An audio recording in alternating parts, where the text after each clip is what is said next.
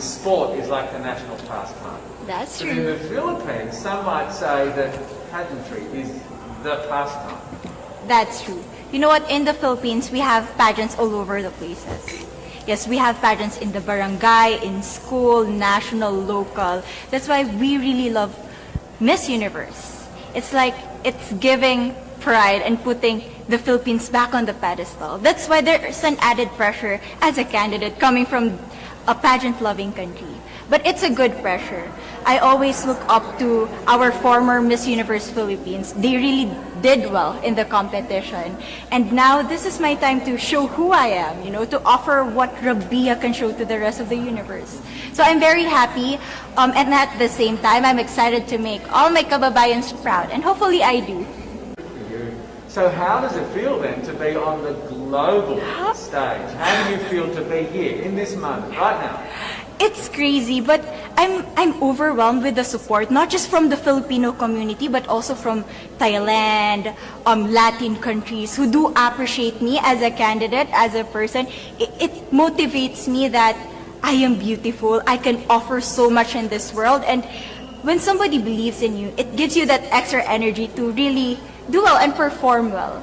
Why do you think it is that the Philippines love pageants? They have appreciation for beauty. We do love pageant because we used to think that we wanted to be included in the world, I have to be honest, in the Philippines, my skin color used to be not the standard of beauty. I was obsessed whitening my skin because these are the kinds of beauty queen we see on the mainstream. But things were different now. That's why I'm very proud to be a morena. In the Philippines, we call it morena. It's brown skin girl. And to be able to represent, my color, my identity as a true Filipina. Tell me about your journey to being crowned Miss Philippines. In a world that, in a country I should say, that loves pageants. That must have been a very intense process. Tell me about, your journey to being Miss Philippines. Well, my journey was crazy. You know what? I started to be a dark horse. Nobody noticed me. Nobody knows I was in the competition up until the preliminary and the coronation night. And when I won, I received different comments. Of course, there were people who didn't expect me to do well, who think that I cheated. That's why I need to redeem myself in Miss Universe. I really need to do well in this competition. And the thing is, I love pressure. I love criticism. I get better every day with that. You tell me I cannot do that, I turn to you and I'm going to say that, no, I can do it for myself. Do you have a sense with the girls, all of the girls competing, you're competing, but is there a sense of camaraderie with all of the girls? Is there a real spirit to, sort of motivate each other to do better? You know what? I have a different idea about Miss Universe. I thought it's going to be very competitive, in a healthy way, well, of course. But now I can see every girl helping each other, from fixing those hairs, from trying to zip up those outfits. It speaks of the closeness and the kind of camaraderie that we want to have.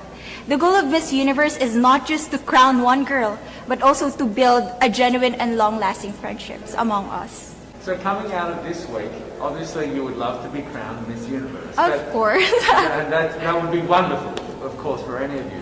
But what else will you take out of this week? What do you think you'll feel at the end of this week, regardless of the result? How will you be a different person?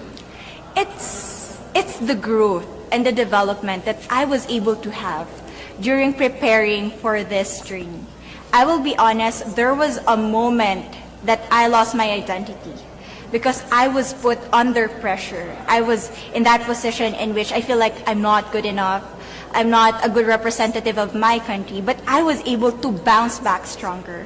And if I was able to do that for Miss Universe, I will be able to do that in life. That is my greatest takeaway from Miss Universe. Would you say within the Miss Universe world, the contestants, is there a sisterhood?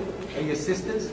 There is sisterhood. I can say I was able to talk to different representatives from different backgrounds, different cultures. And despite our differences, there's so much to be highlighted in what binds us together. And that is because we want to empower women. We want to have our advocacies. We want to speak for the things that we love. And that's a celebration of women and the beauty that we have. Okay, so the Philippines have a huge amount of fans. Yes.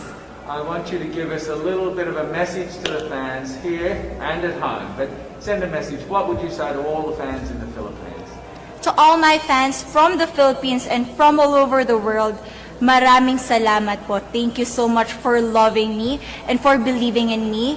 It means a lot to somebody who is so naive in this industry, who has no idea how to become a beauty queen on the first day of my journey. But because of your love and support, I was able to be the woman that I am today. And regardless of the result, I may or I may not win the crown, but one thing is for sure, I'm gonna make you all proud. Well, first of all, congratulations. How does it feel to be here? Thank you. It feels amazing. I cannot believe that I'm here. You know, with the COVID situation, I'm so glad that we're all here and that there's so many girls that are able to be a part of this competition. And what it makes me realize is that the world isn't that big. When you see all the girls in the auditorium together from different countries and everyone is so nice and so lovely, they're so warm, and I can't wait to get to know everyone. And also it's so unique to see that everyone was born into such different cultures, different languages, but we're all here together to tell our stories. You know, when I was a young girl, I used to watch Miss Universe on the television, and I thought, it's so far, it's so big, I can never get there. But to actually be here right now, knowing that in just a couple of days I'll be on that stage, whew, I'm just so incredibly happy, and to be representing for my home country, Thailand. I'm in awe, I'm in shock, and it's the best feeling in the world. I'm so blessed to be here. And I cannot wait to be on that stage and really perform and make my country proud. And in a world of COVID where you can't have family and friends, come with your potential, Yes. How important is that support here on the ground? How important is it to know that, people at home are behind you? Oh my, it's absolutely everything. Knowing that you've got that support, it is the motivation that keeps me going every day. Every time I see a message online and they're saying that they're supporting Thailand, and it's so nice to see the nation coming together to support their candidate, to support their representative, and it's just how a country thrives, because we cannot thrive alone. We have to move forward together. Yeah. So I believe, though, that there are some super fans that did make it here. Can you tell me about those super fans that are just out there? Oh, they are so amazing. Every time I come down, they would be screaming, Thailand, Thailand, Thailand. We came down here at 7:30 in the morning and they're already there. I think they're camping out there. But they've been so supportive, and I actually know quite a few of them. Some of them are big YouTubers in Thailand and flew all the way here just for the competition. But pageantry is so big in my home country, and it's almost like a national sport. So the whole country gets behind it. They're very supportive, and they're just right behind you. And I just want to say thank you to them for being here. I know that not a lot of people were able to be here, but I want to say thank you, because every time I walk down and I hear Thailand, it makes me smile. It puts a smile on my face. It makes me want to make my day better. I want to go better, and I want to go in with 100% to do whatever it takes. And tell me about your journey, your road to getting here. I know you obviously was Thailand, but the physical journey to get here, did you just hop on a plane and get here, and it was that easy or no? Oh my goodness. Well, Thailand is very far away. That's one thing. And I really had to, it wasn't a struggle to get the visa, but it was a long process. And when I got the visa, I was very excited. But the journey here, the physical journey, if you can believe it, it was more than 30 hours all the way from Thailand, yes. So I had to make a stop at Istanbul. and the layover was 8 hours there. Oh my goodness. But it was so amazing. I'm so blessed that some of my teams were able to come with me as well, my national directors. So they were there to keep me company, making sure that I'm okay, and, you know, giving all the support. Wonderful. One last question, a couple last questions. How has it been on the ground? How has, you know, the week sort of been unfolding? What is your day-to-day like? Give your fans at home and give our viewers a sense of what it's like. What is it like here? It is incredible. It's an incredible journey to have been able to meet all of the girls, because, you know, when you know of each other online and you've been messaging, you're on WhatsApp, there's a WhatsApp group, you've been talking, but then to actually come here and meet them in reality, it's just a whole different feeling.